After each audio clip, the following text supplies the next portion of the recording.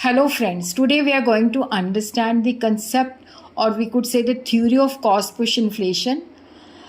अगर आपको मेरा ये एफर्ट सही लगता है तो इस वीडियो को लाइक कीजिए, शेयर कीजिए तथा मेरे चैनल शशि अग्रवाल को सब्सक्राइब कीजिए। देखो यहाँ पे जो इन्फ्लेशन का मतलब होता है लगातार कीमतों में वृद्धि। Inflation is caused by increase in the cost of production, कि जब कॉस्ट ऑफ प्रोडक्शन के अंदर इंक्रीज़ हो जाता है जिसकी वजह से इन्फ्लेशन उत्पन्न होता है।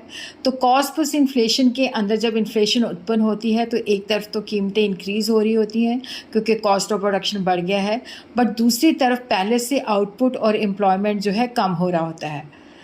तो कॉस्ट पुश इन्फ्लेशन जो है that is the consequences of rise in cost, कि कॉस्ट ऑफ प्रोडक्शन बढ़ जाती है, जो मटेरियल है, लेबर है, उनकी जो कॉस्ट है इंक्रीज़ हो जाती है जिसकी वजह से प्राइसेस राइज हो जाती हैं। और यहाँ पे कॉस्ट पुश इन्फ्लेशन के अंदर जो है, क्योंकि दूसरी तरफ क्या होता है कि एग्रीगेट डिमांड जो होती है इनसफिशिएंट नहीं होती, मतलब एग्रीगेट डिमांड कम होती है जिसकी वजह से आउटपुट और एम्प्लॉयमेंट जो है पहले से कम हो जाता है। और यहाँ पे कॉस्ट पुश इन्फ्लेशन के अंदर जो इकॉनमी होती है एक्सेस कैपेसिटी होती है। तो इसको इस तरह से, अगर शॉर्ट क्वेश्चन है तो डायग्राम की कोई ज़रूरत नहीं है, अगर बड़ा क्वेश्चन है, बड़े क्वेश्चन के अंदर मेरा पूरा मतलब लॉन्ग क्वेश्चन भी इसका डला हुआ है तो आप लोग उसको थ्योरीज ऑफ इन्फ्लेशन सर्च कर सकते हो। ओ एक्सिस पे हम लेते हैं आउटपुट, ओ वाई पे हम लेते हैं प्राइस। तो ये जो है ए लेवल पे जाके फुल एम्प्लॉयमेंट हो जाता है। डिमांड और सप्लाई जो है पहले ई बिंदु पे कट करते हैं, तो एम जो है ये लेवल जो है आउटपुट का है।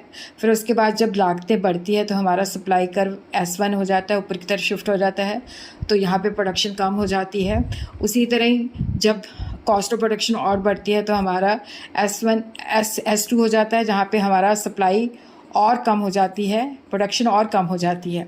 तो इसके जो रीज़न होते हैं कि जैसे रेट ऑफ वेजेस बढ़ जाती हैं, और जिसकी वजह से क्या होता है कि रेट ऑफ प्रॉफिट जो है फर्म्स उतना ही लेना चाहती हैं, या कॉस्ट ऑफ की इनपुट्स की जो प्राइसेस हैं उसके अंदर इंक्रीज़ होती है जिसकी वजह से कॉस्ट पुश इन्फ्लेशन उत्पन्न होती है।